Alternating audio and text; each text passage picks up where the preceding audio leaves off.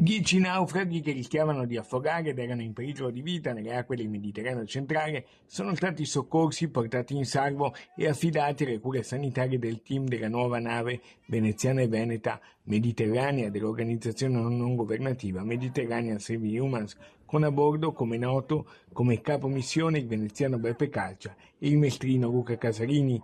Primo soccorso da quando, pochi giorni fa, è salpata la nuova missione. Il salvataggio si è registrato alle ore 3:20 di giovedì mattina, con le immagini pubblicate in tutti i profili social dell'organizzazione non governativa battente bandiera italiana. Vi parlo dal Mediterraneo centrale a bordo della nave Mediterranea, la nuova nave della nostra organizzazione italiana di soccorso civile in mare.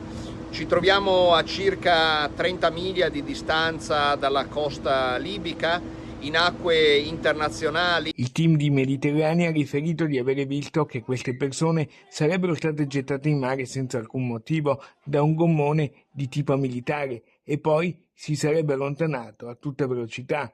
A quel punto sono intervenuti i soccorritori.